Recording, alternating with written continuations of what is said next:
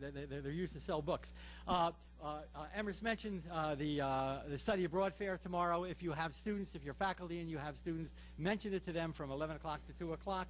The other announcement I would like to make is that there are folks outside this hall who are selling tickets to a Box of Books fundraiser, which begins on, I believe, at 7 o'clock on Saturday evening. That's in the Village Hall, and it will include, among other things, kind of an auction and I don't know what else. But in any case, come to the fundraiser. We support our local library here. The Bergen Forum, and I'm going to kind of read some opening comments here, and that'll kind of give you a sense as to what you're going to hear over the course of the next 40 or 50 minutes or so. The Bergen Forum stems from a course that I taught last semester, and it was called the Nazi Holocaust. There were 18 AU students who were members of the class. We had one additional student from the New York campus who joined us. And also our basketball coach, a very, very fine basketball coach, Dale Wellman, who is on your left on the stage here.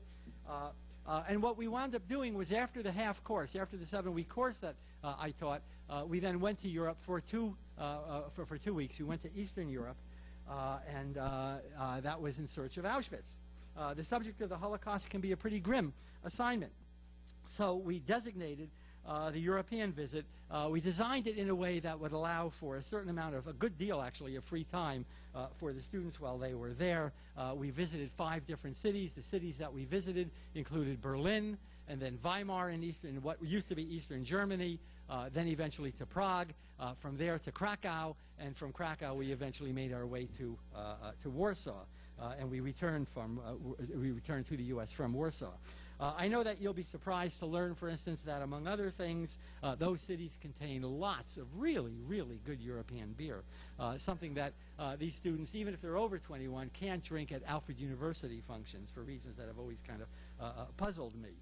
In any case, I want to add that the trip was organized with the help of our very, very able study abroad director coordinator, and that is Vicki Westacott.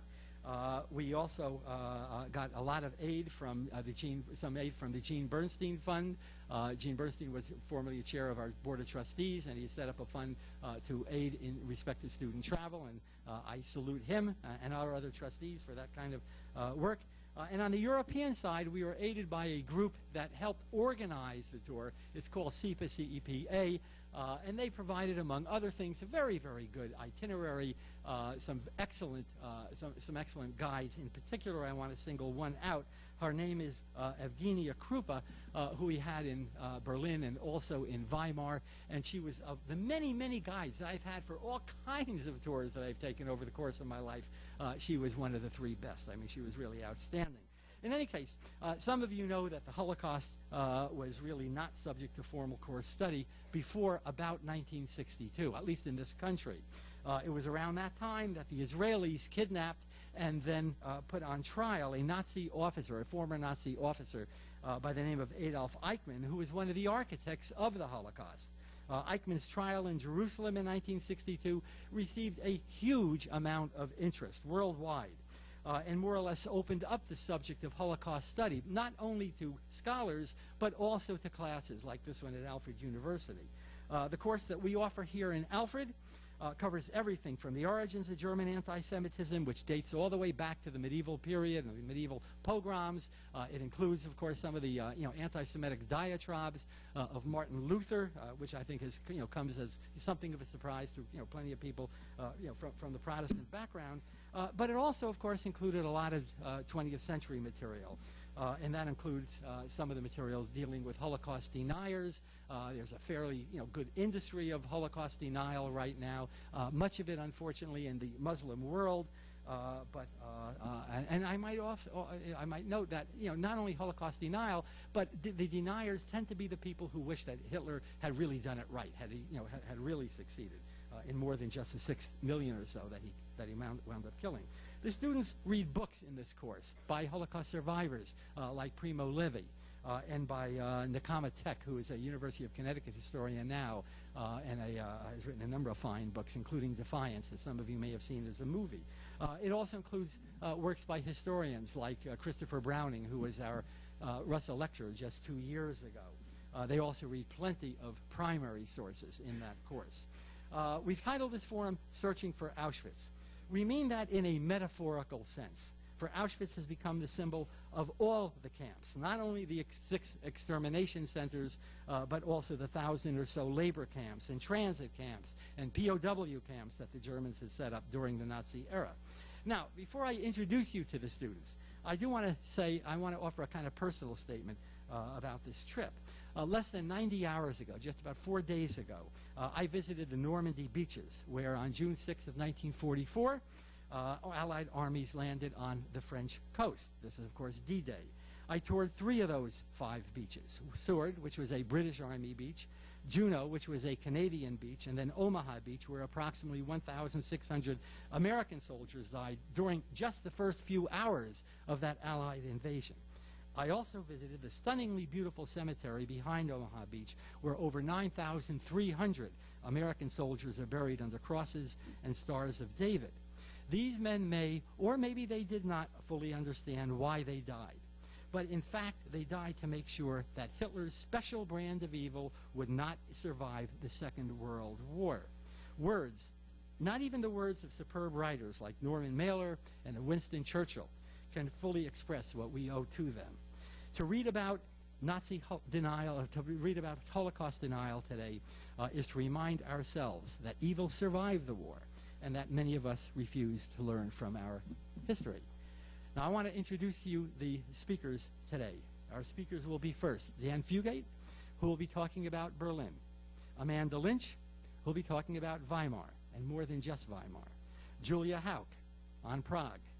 Kyle Krawiak and Alison Schloboom on Krakow and on Warsaw. And finally, Brianna Opperman on having searched for and finally found Auschwitz.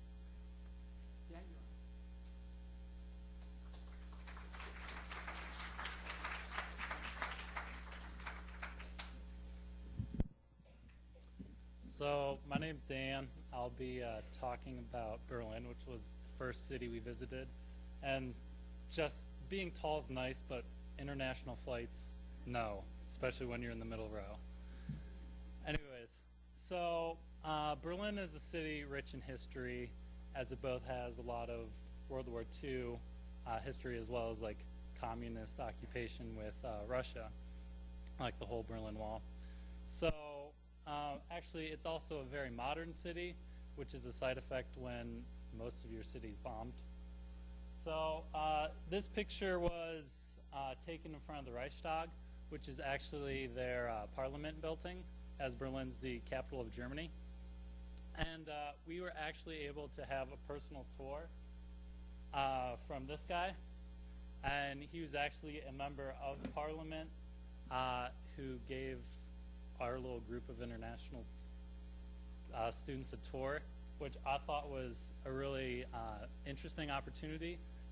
Just think of like some people from like Germany coming to the United States to tour the Capitol just because, and actually being able to meet with like actual Congress member. So I thought this was very cool and insightful, and kind of gave us a insight on like kind of current German politics, which is something we kind of didn't study in the class. And also we got to see some special sites. And so this is actually the building where Parliament meets. The top is like covered in glass, which is actually a symbol that they use to kind of show the openness in politics. Whether it exists or not is a different story. So then after we finished at the Reichstag, we actually walked past the Brandenburg Gate, which is another very important symbol of Berlin. It was the city gate and a way for people to kind of check into the city during the 18th century. And so I point out these two things because they're a block away from each other, and they're very central, big tourist attractions. And then only 1 block away from that is the Holocaust Memorial, which I think is important to notice. It's kind of the worst side of German history, and yet it's kind of in the middle of the Capitol building, 1 block away, 2 blocks away from 2 of their more popular tourist attractions, is this memorial to the Jews who were killed in Europe. So this was constructed in 2005. Well, it opened in 2005. And as you can see, it's just kind of concrete slabs. There is no specific symbolism involved, but that's the point. It's meant to be open, so when you're exploring it, you kind of develop your own feel for it. They're very on shapes and sizes. They go all the way from like at your ankles to like well over even my head. And then they are not all uniform either, as even the angles on top, you can see, are kind of not very level. Kind of gives you this unstable feeling. And so this is a picture from the middle, and even though we were there middle of the day, you still, once you get like surrounded by it, encased, you get these dark, kind of gloomy feelings over you, which is exactly what it was meant to do. Just kind of feel for it yourself, see kind of what it makes you think of, gives different meanings to different people. So as part of this, we also, underground is a museum, which I felt the museum had more of an impact for me. It's easy to look at numbers and kind of not be able to place them. 6 million Jews died during the Holocaust, which is a lot. But the important thing is to remember is those were 6 million different individuals, which I really felt connection to this while walking through the museum. So right when you walked in, you are greeted with this quote from Primo Levi. It happened, therefore it can happen again. This is the core of what we have to say. So Primo Levi was actually a survivor of Auschwitz. He actually wrote Survival in Auschwitz, which is a very popular book. I've actually now read it for 3 different classes here at Alfred. So it's nice to be like introduced to this. And then the nice thing about the museum is it had many different artifacts, kind of which really helped pull up different meanings. So this is actually a script of Chaim Kaplan's diary, which I actually read in Holocaust literature class that I'm in now. And I feel like this is a very kind of different feeling. Just looking at it on a PDF typed out in English kind of doesn't bring up the same feelings as being fully handwritten as he was in the Warsaw Ghetto, where he later ended up dying. This is a picture of toilet paper. Another person who was, she was captured by the Gestapo, and while she was imprisoned, ended up writing her notes on toilet paper, which miraculously was saved, and they were able to kind of show, and she was later captured again, where she was murdered with her husband. So all these feelings kind of really helped trigger for me a sense of individualism and personal just feeling, something you don't necessarily get just reading books and papers here. All right, so now I'm going to leave it for Amanda.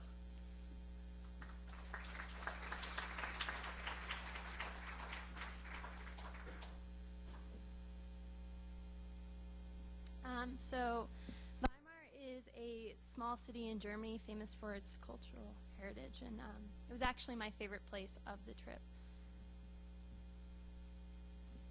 So the first day, we kind of had free time. So me and Allison went exploring in this park, and it was really beautiful. And it was one of the first time on the trip that I was actually really relaxed, and I felt like I was somewhere else and I was in a different country. So we spent 2 hours just walking around, and we found some kind of interesting things. We found a cemetery, which I looked into when I got back, and it was a Russian war cemetery, which contained burials of 640 Soviet soldiers who died in 1945 or soon after. And then I'm an English nerd. I found a Shakespeare statue, which I was pretty excited about. And I found out that that was created by Otto Lemming, who also had done some of the sculptures for the Reichstag, which Dan talked about. So then the next day, we got up and we went to our first concentration camp, which was Buchenwald.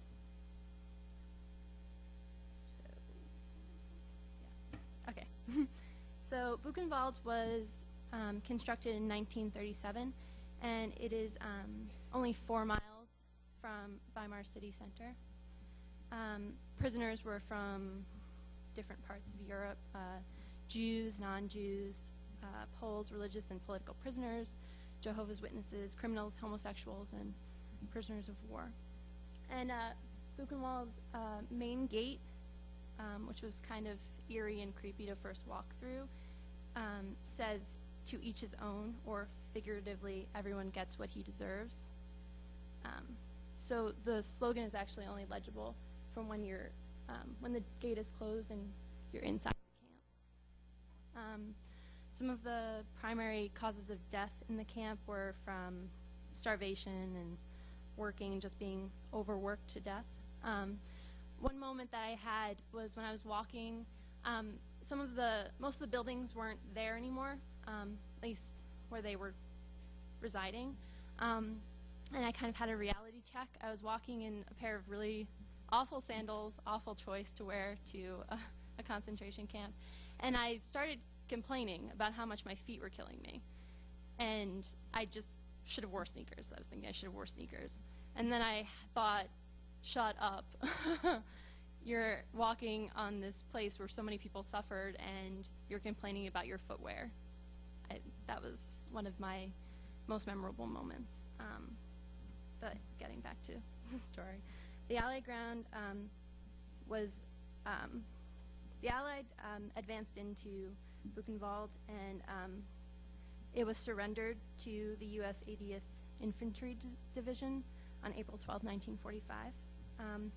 And then the residents of Weimar were ordered to walk through Buchenwald and see what had been happening so close to the city. And so one of the things that we were shown was this photo, which is of bodies that they found when they got in there. And there were hundreds of bodies, piles, but this is just one that was outside of the crematorium. And so that's the photo, and then I had taken a photo of the place where these bodies had been.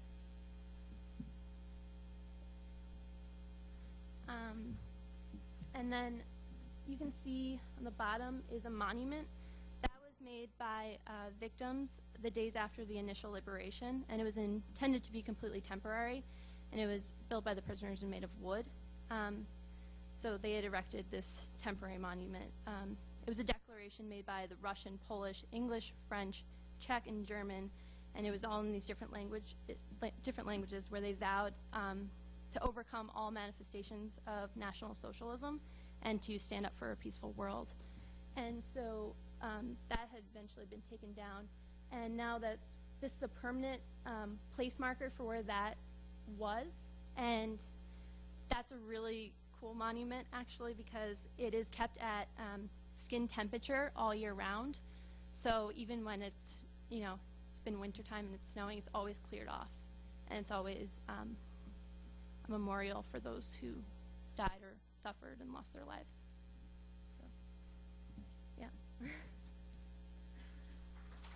Going on to Czech Republic.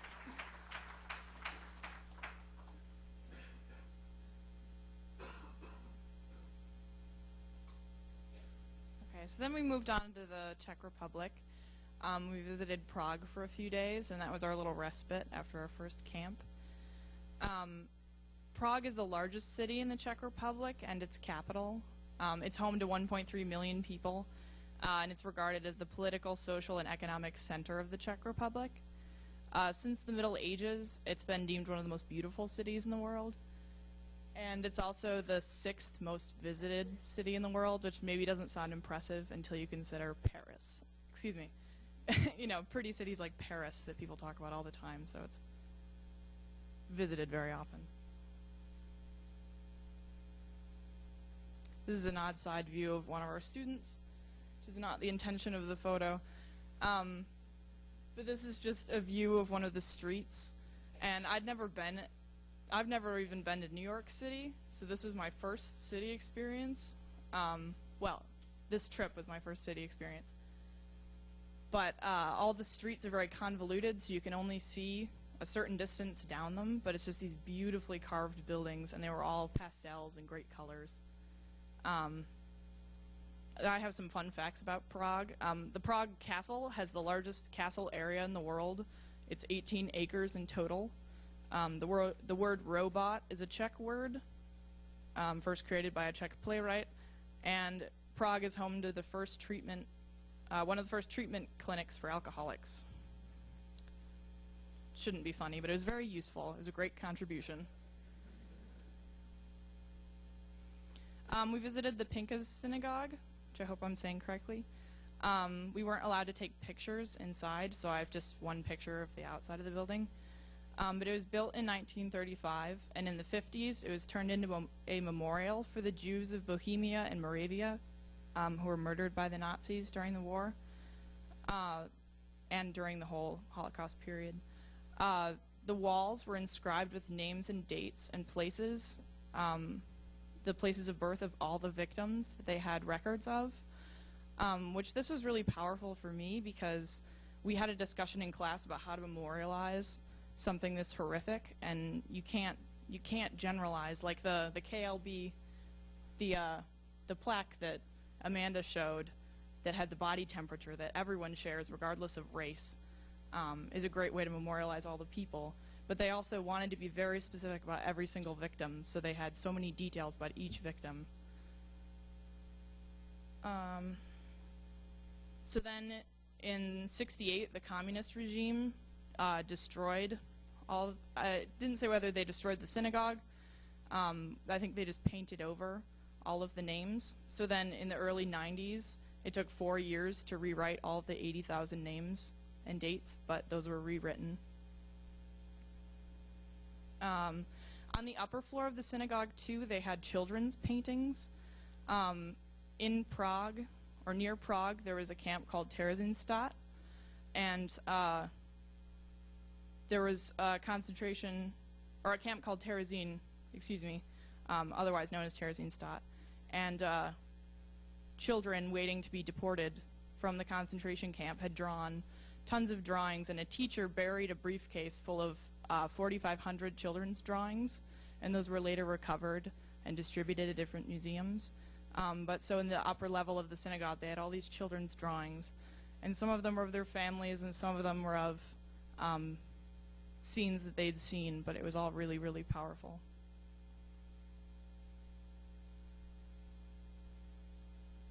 And then nearby, we visited an old Jewish cemetery. And this is really significant because Prague was one of the cities that was not bombed during the war, so many things were left intact.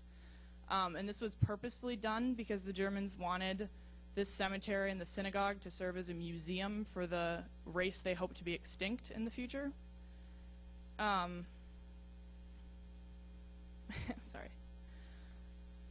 So the cemetery was created in the early 15th century, and the oldest tombstones date back to 1439.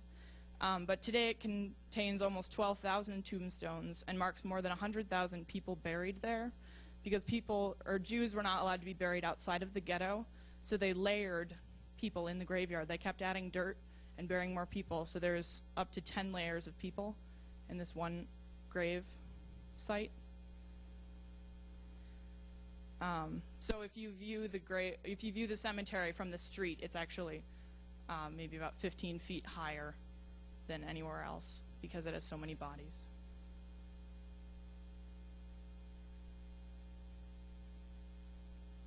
And so then after seeing all these grave things, and just, it was a horrible pun, but after just seeing these really horrifying places, and then sad sites of memorialization, we also had all these beautiful structures around. So this was a clock tower, and it wasn't of any amazing significance that it had a sign, but it was just beautiful. So I took a picture of that.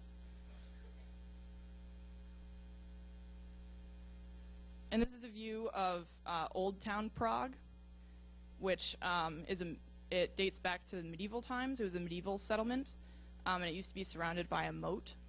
And it used to host Saturday markets and was a place for large military gatherings.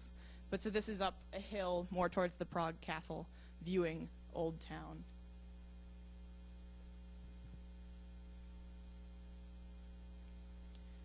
And we went to go visit the Prague Castle, but there was a lot of it we couldn't view without paying large amounts of money. So this is from the outside. This is the Chapel of Wenceslas. But the cathedral itself is a Roman Catholic cathedral, and it's located within the Prague Castle and is accessible to the public. It contains tombs of Bohemian kings and Holy Roman emperors, and is a great example of Gothic architecture, and is the biggest and most important church in the country.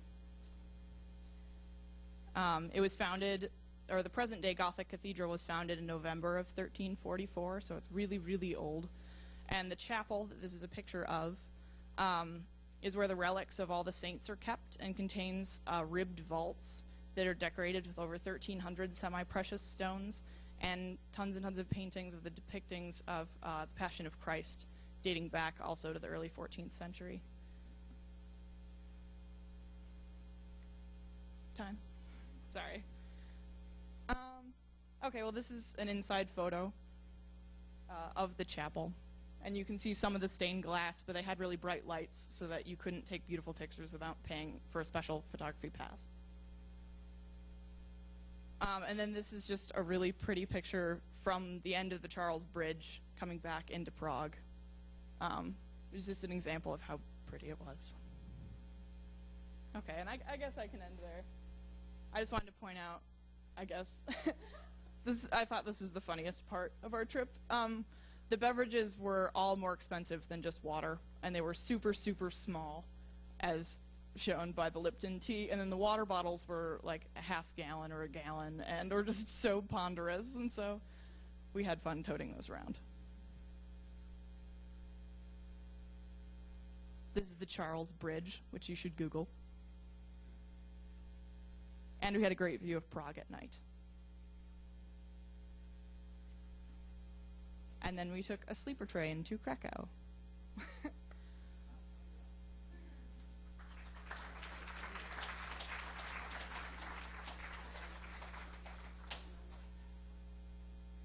Hi, I'm Kyle. And so speaking of that sleeper car, it was one of the creepiest, like, communist era. I put my feet out the window and came within like 4 inches of losing them with the passing train. So it was an interesting experience for my first time on a train ever. But the next city we went to is Krakow in Poland, and for those of you who aren't up on your Polish history, as I'm assuming most of you aren't, it is actually like one of the oldest cities in Poland and actually all of Europe. And Dan mentioned earlier that a lot of the major cities in Europe were actually bombed or partially destroyed, but Krakow was not. So you can still see the original castle walls, and they still stand as in the same condition in which they were built. And so actually, when the Nazis took over Poland and created the central government, they actually seated the political offices in the castle itself. And after the war, Pope John Paul actually gave a few sermons within the same walls. And like much of Europe, Poland had a very large Jewish population, so the Jewish graveyard in Prague is slightly more impressive, but it just goes to show that there was high Jewish populations within their areas the Nazis were conquering. But when they did actually conquer cities, they created the ghettos, And so to do that in this part, it's right outside the graveyard. They actually smashed Jewish gravestones and built the walls of the ghetto out of the stones. And in parts of the city where they didn't do that in the ghetto, they actually intentionally built the wall to look like gravestones to send a message to the Jews that were surrounded by these walls. Krakow is actually where the Schindler factory was.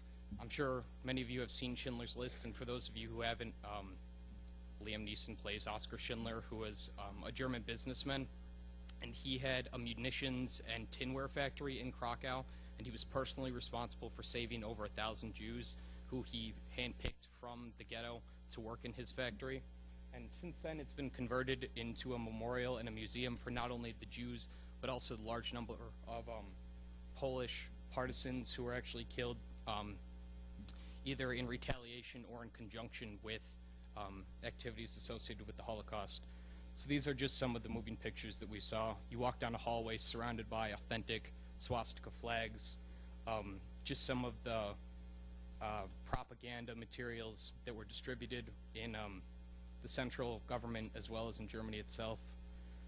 The armbands, which I'm sure most of you would recognize. And then Oskar Schindler's desk itself still remains in his office, and then directly across from it is a glass encasement of the actual tinware created by these Jews that he personally saved. But along with anti-Jewish propaganda, there was also anti-communist propaganda that was displayed because there was an equal threat from the Red Army. And then I apologize for the terrible picture, but it was the best I could do in a dark hallway with a cell phone. But my grandparents were actually born in Krakow, obviously after the war. And this was like the most moving part of the trip for me. We walked down this dark hallway covered in names of both Jews and Polish citizens who were killed in either retaliation for uprisings or just as a direct message. And my last name is written all across these walls, which is Kravietz, which is not the equivalent of like an American Smith. It was a relatively small family within the city itself. And so if you've seen the film, you'd recognize the front gate of the Schindler factory. It's one of the most moving parts of the movie, and we were standing right outside where these thousands of Jews entered every day to save their own lives. And then, like Julia mentioned, you have the contrast of these horrific images and Nazi propaganda materials, and then within a mile you see some of the most beautiful architecture in all of Europe. So this is actually the medieval marketplace that's located in Krakow. So, turn it over to Allison, who covered Warsaw.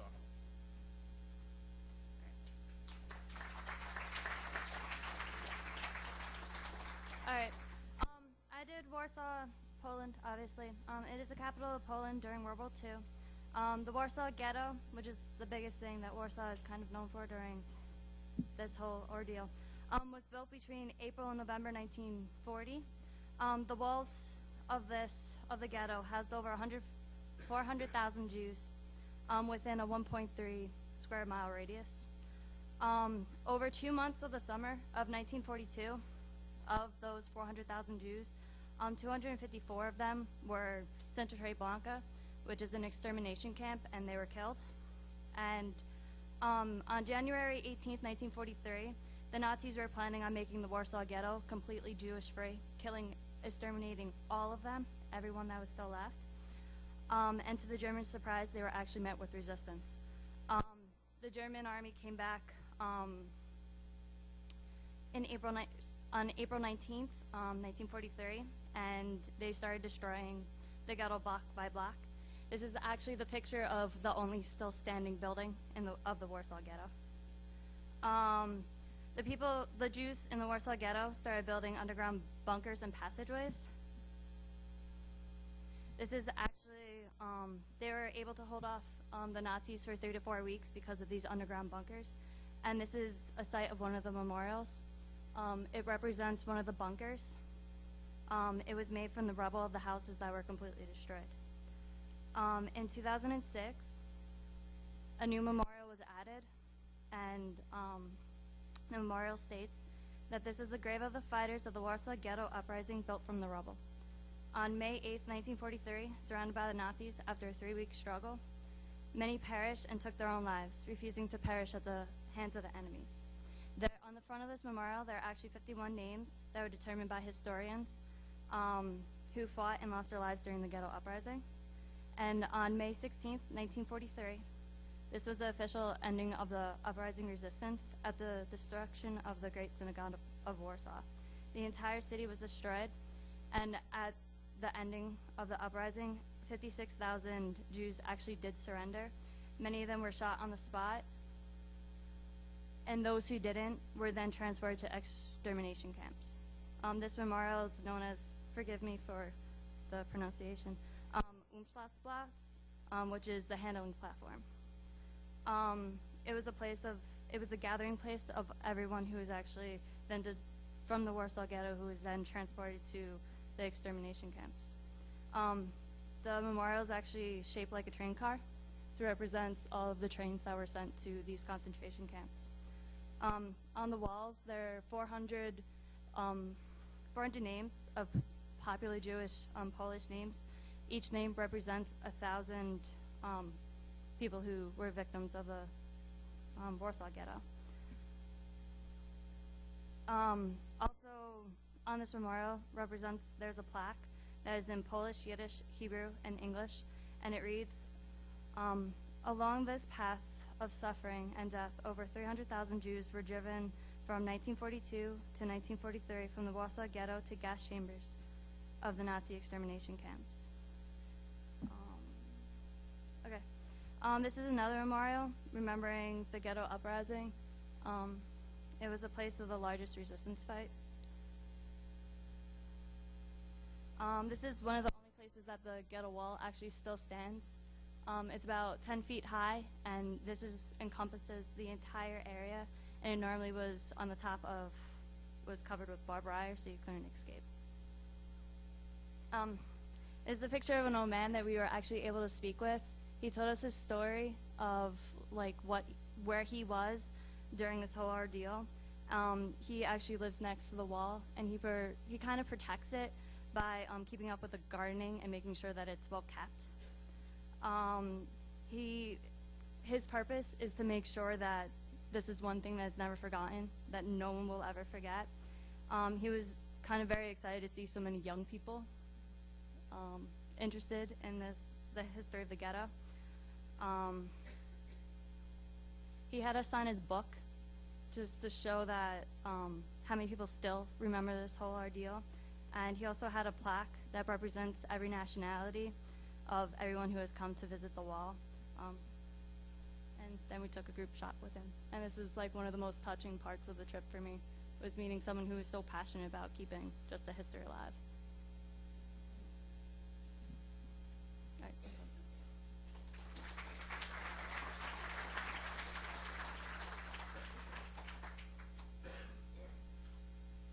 This is one of the hardest parts to talk about, with it being Auschwitz, but it was also one of the most moving parts of the trip.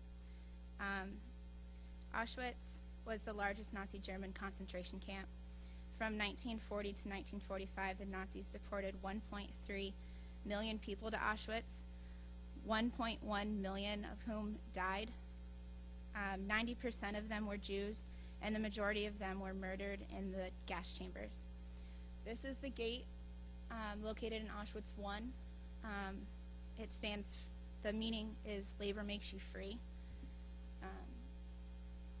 Many people don't know that Auschwitz is actually 3 camps.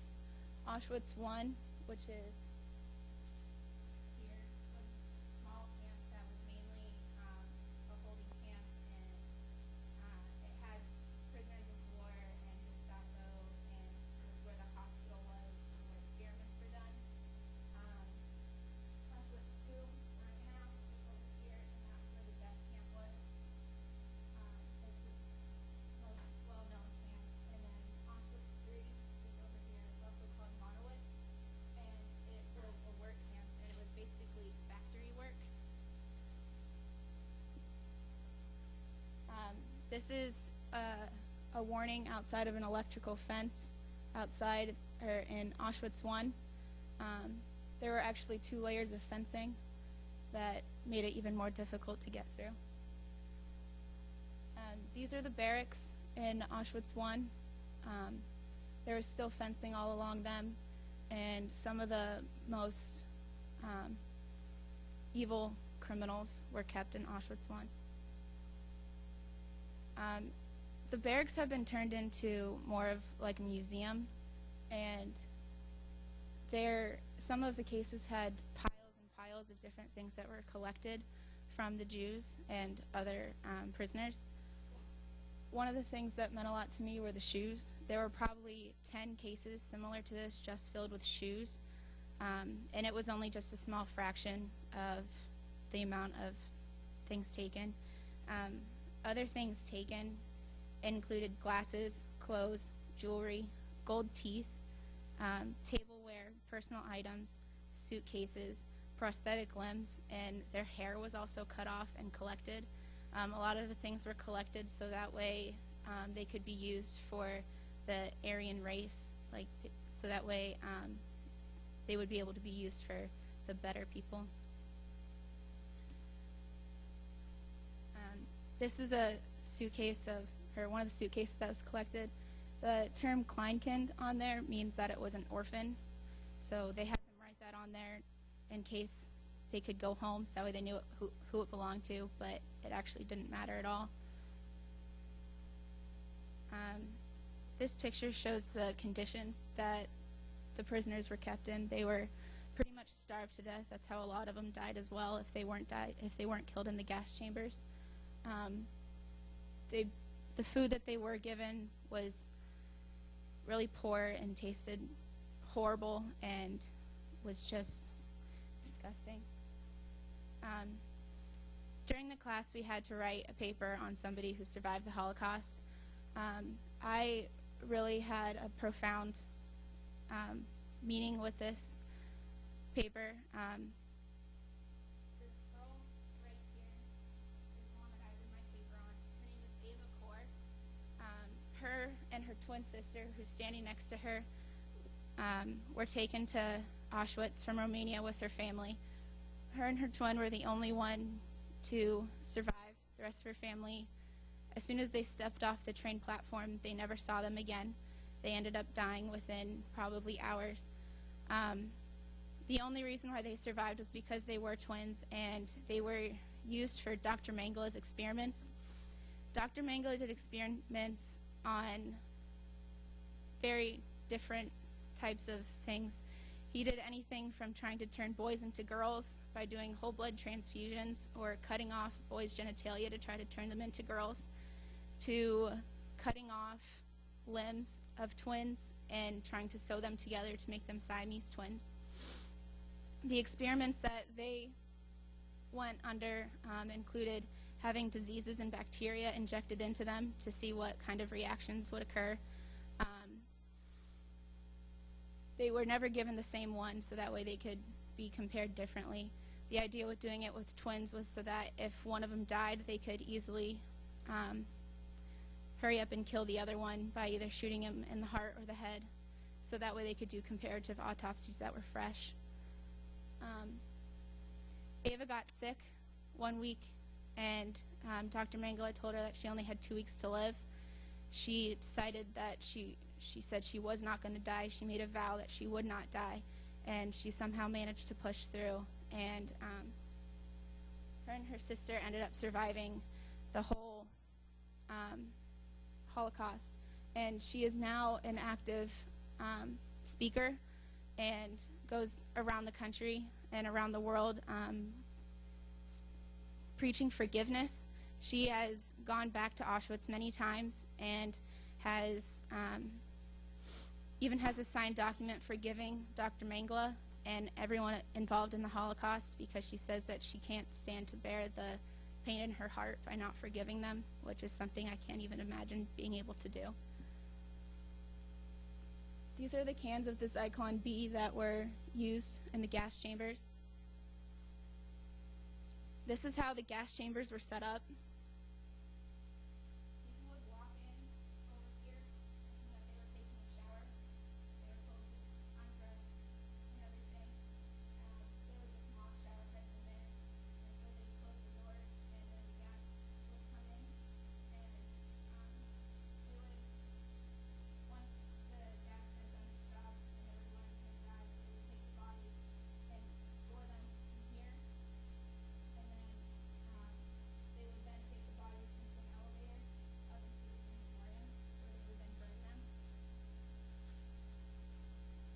picture of the crematorium.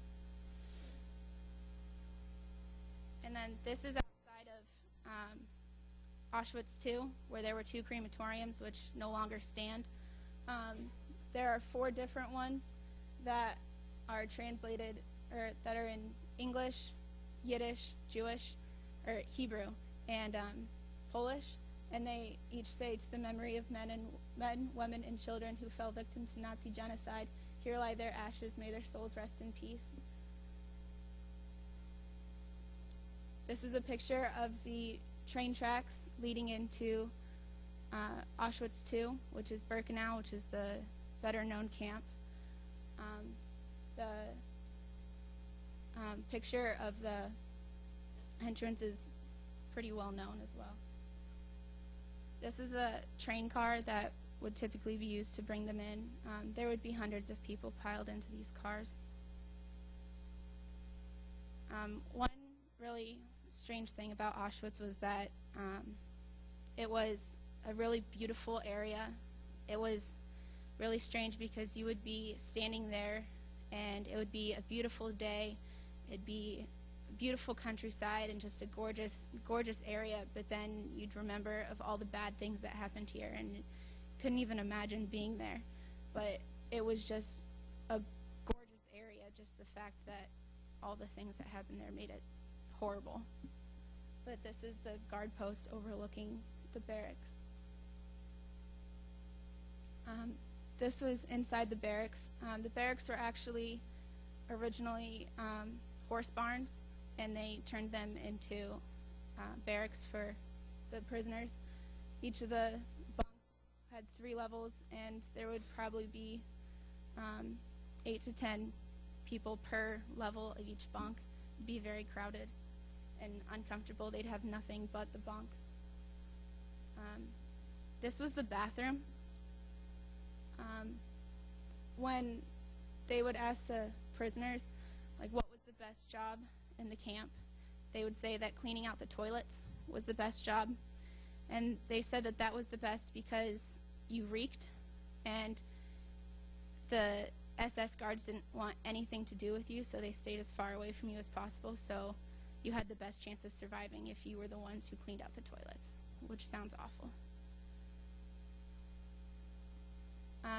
This is part of the memorial near the 2 crematoriums that are now destroyed.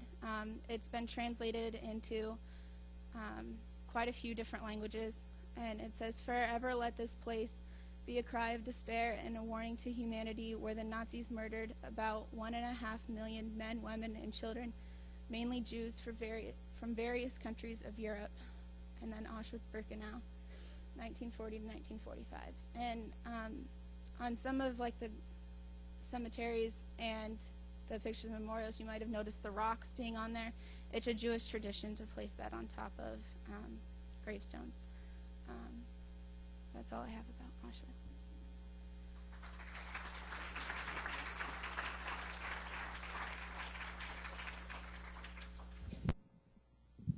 It's about 1 o'clock. I know that some of you have to leave. But for those of you who don't, we're more than willing to stick around for around 10 minutes or so for a question and answer period. I'm just going to give the microphone to